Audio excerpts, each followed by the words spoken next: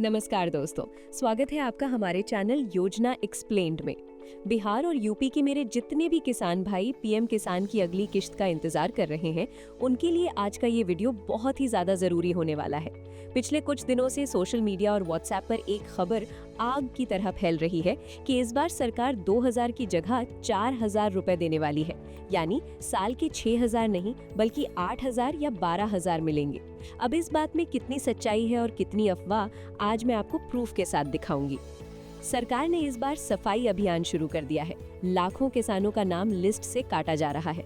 अगर आपने पिछले कुछ महीनों में हुई बड़ी बदलावों पर ध्यान नहीं दिया तो हो सकता है कि अगली किश्त की तारीख आए और आपके मोबाइल पर मैसेज आए, पेमेंट फेल्ड या इनएलिजिबल। आज के इस वीडियो में हम 3 बड़े सवालों पर बात करेंगे। क्या वाकई किश्त की राशि बढ़ गई है? वो कौन सी नई फार्मर आईडी है जिसके बिना पैसा रुक जाएगा? और सबसे जरूरी सवाल, 22वीं किश्त आपके खाते में किस तारीख को क्रेडिट होगी? अगर आप चाहते हैं कि आपकी मेहनत की कमाई बिना किसी रुकावट के आपके बैंक खाते में आए, तो इस वीडियो का एक भी सेकंड मिस मत करना। चलिए बिना किसी देरी के शुरू करते हैं आज की योजना एक्सप्लेन्ड की ये स्पेशल रिपोर्ट। सबसे पहले तो फ्लैशबैक में चलते हैं। पिछली किस्त यानी 21वीं किस्त सरकार ने 19 नवंबर 2025 को जारी की थी। उस समय बहुत से किसान खुश थे, लेकिन हजारों ऐसे भी थे जिनके खाते में पैसे नहीं पहुंचे। जानते हैं क्यों? क्योंकि उस तारीख के बाद से सरकार का पूरा सिस्टम ही बदल गया है। अगर आप सोच रहे हैं कि पिछली बार पैसा आ गया था तो इस बार भी बिना कुछ किए आ जाएगा, तो आप बहुत बड़ी गलतफहमी में हैं। पहला बड़ा बदलाव, वेरिफिकेशन ड्राइव। सरकार ने 19 नवंबर 2025 के बाद एक बहुत बड़ा क्लीनिंग ऑपरेशन शुरू किया है। यूपी और बिहार के कई जिलों में तो बाकायदा सर्वे कराया गया है। सरकार का कहना है कि बहुत से ऐसे लोग पैसा ले रहे थे जो असल में किसान हैं ही नहीं, या फिर एक ही जमीन पर घर के 3-3 सदस्य लाभ ले रहे थे। सरकार अब डुप्लीकेट बेनिफिशियरी को चुन चुन कर लिस्ट से बाहर कर रही है। दूसरा बड़ा बदलाव, ई-केवाईसी की सख्ती। पहले ई-केवाईसी के लिए सरकार बार बार तारीख बढ़ा देती थी, लेकिन अब सिस्टम स्ट्रिक्ट हो गया है। अब पोर्टल पर फेस ऑथेंटिकेशन और फिंगरप्रिंट को और भी ज्यादा सिक्योर कर दिया गया है। अगर आपका आधार कार्ड आपके मोबाइल नंबर से लिंक नहीं है या आपकी बायोमेट्रिक मैच नहीं हो रही है, तो आपका स्टेटस इनएक्टिव कर दिया गया है। तीसरा और सबसे जरूरी, लैंड रिकॉर्ड वैलिडेशन। बिहार और यूपी में जमीन के रिकॉर्ड यानी खतौनी और रसीद में बहुत गड़बड़ियां होती हैं। 19 नवंबर की किस्त के बाद सरकार ने डिजिटल लैंड रिकॉर्ड को सीधे पीएम किसान पोर्टल से जोड़ दिया है। पहले क्या होता था, लोग अपनी पुरानी जमीन के आधार पर पैसा लेते रहते थे, जबकि वो जमीन बिक चुकी होती थी। अब अगर पोर्टल पर आपकी जमीन की सीडिंग में नो लिखा आ गया, तो समझो आपका पैसा हमेशा के लिए अटक गया। चौथा पॉइंट, बैंक सीडिंग और डीबीटी की समस्या। बहुत से किसान भाई पूछते हैं कि भैया स्टेटस में तो सब सही है, फिर भी पैसा क्यों नहीं आया? इसका जवाब है बैंक सीडिंग। सरकार अब सिर्फ उसी बैंक में पैसा भेज रही है जो आपके आधार से डायरेक्ट बेनिफिट ट्रांसफर के लिए लिंक है। कई बार आपका खाता तो खुला होता है, लेकिन बैंक के सिस्टम में आधार लिंक नहीं होता। पिछली किस्त में लाखों किसानों का पैसा सिर्फ इसलिए फेल हुआ क्योंकि उनका बैंक खाता आधार इनेबल्ड नहीं था।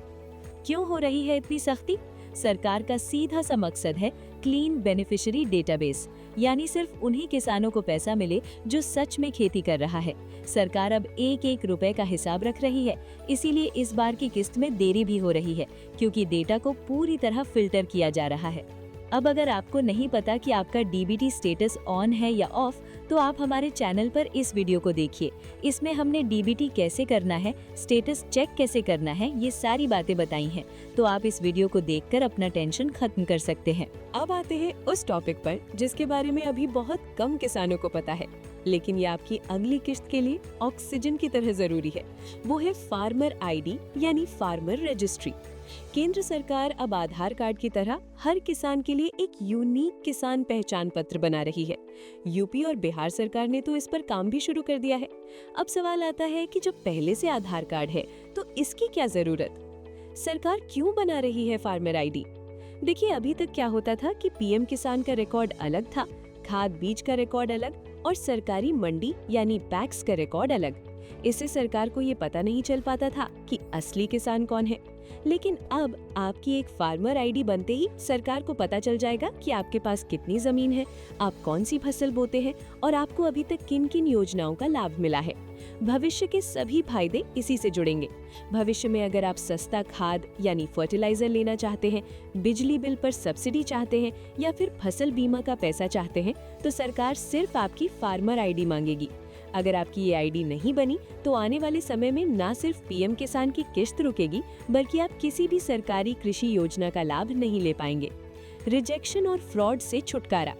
सबसे बड़ा फायदा ये है कि इससे रिजेक्शन का खतरा खत्म हो जाएगा। कई बार स्पेलिंग मिस्टेक या गलत जानकारी की वजह से आपका फॉर्म रिजेक्ट हो जाता है, लेकिन फार्मर आईडी में आपकी जमीन का रिकॉर्ड सरकार की डिजिटल मैप से लिंक होगा। इसका मतलब है कि अब कोई दूसरा व्यक्ति आपकी जमीन पर धोखाधड़ी से पैसा नहीं निकाल पाएगा। ये पूरी तरह से ट्रांसपेरेंट सिस्टम है। अब मुझे पता है आप में से बहुत से भाई सोच रहे होंगे कि ये फार्मर आईडी दिखेगी कैसी, इसे हम अपने मोबाइल से घर बैठे कैसे बना सकते हैं और इसमें क्या क्या डॉक्यूमेंट लगेंगे। तो घबराने की जरूरत नहीं है। फार्मर आईडी क्या है और इसे स्टेप बाय स्टेप ऑनलाइन कैसे बनाना है, इस पर मैंने पहले ही एक बहुत ही आसान और पूरा वीडियो बना दिया है। उस वीडियो का लिंक आपको ऊपर आई बटन में और नीचे डिस्क्रिप्शन में मिल जाएगा। इस वीडियो को पूरा देखने के बाद तुरंत उस वीडियो पर जाइए और अपनी फार्मर आईडी का काम पक्का कर लीजिए, वरना फरवरी मार्च वाली किश्त आपके हाथ से निकल सकती है। अब आते हैं उस सवाल पर जिसका इंतजार आप इस वीडियो की शुरुआत से कर रहे हैं। सब कुछ ठीक है, कागज दुरुस्त है, फार्मर आईडी भी बन गई, लेकिन आखिर वो शुभ दिन कब आएगा जब आपके मोबाइल की घंटी बजेगी और मैसेज आएगा 2000 rupees credited to your account.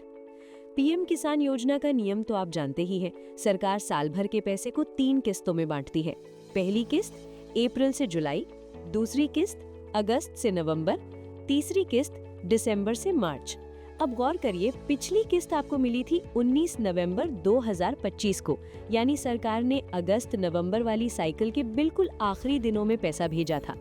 अब हम चल रहे हैं दिसंबर मार्च वाली साइकिल में। बिहार और यूपी के कृषि विभागों में जिस तरह से बेनिफिशियरी वेरिफिकेशन और लैंड सीडिंग का काम युद्ध स्तर पर चल रहा है, उसे देखकर एक बात तो साफ है, सरकार इस बार फरवरी के महीने को टारगेट कर रही है। अमूमन देखा गया है कि जब भी बजट आता है उसके ठीक बाद या चुनाव से पहले वाली स्थितियों में सरकार पैसा जल्द जारी करती है। फरवरी 2026 के आखिरी हफ्ते यानी कि 20 से 28 फरवरी के बीच किस्त जारी होने की सबसे ज्यादा संभावना है। अगर किसी तकनीकी कारण या वेरिफिकेशन की वजह से थोड़ी देरी हुई तो ये मार्च के पहले हफ्ते तक जा सकता है।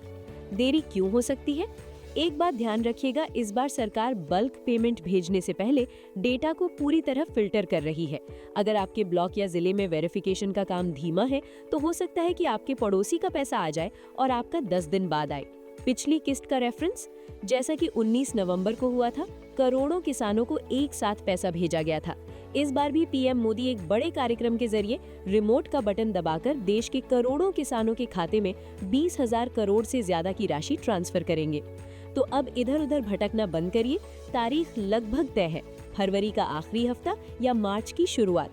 बस एक ही शर्त है, अगर आपका स्टेटस यस है और सब कुछ सही है तो आपका पैसा इसी साइकिल में 100% आएगा। अगर स्टेटस में गड़बड़ है तो तारीख चाहे जो भी हो, आपके हाथ खाली ही रहेंगे। तारीख पता चल गई, सच भी जान लिया, लेकिन हाथ पर हाथ धरे बैठने से पैसा नहीं आएगा। अगले 48 घंटों के अंदर आपको ये 4 काम हर हाल में कर लेने हैं ताकि आपकी 22वीं किस्त का रास्ता साफ हो जाए। पॉइंट नंबर 1, ई-केवाईसी का फाइनल स्टेटस देखो। सबसे पहले पीएम किसान की वेबसाइट पर जाइए और अपना नो योर स्टेटस चेक करिए। अगर वहां ई-केवाईसी के सामने लाल निशान है तो तुरंत अपने मोबाइल से चेहरा दिखाकर फेस ऑथ या नजदीकी सीएससी सेंटर जाकर अंगूठा लगाकर इसे पूरा करिए। पॉइंट नंबर 2, बेनिफिशियरी लिस्ट में अपना नाम खोजो।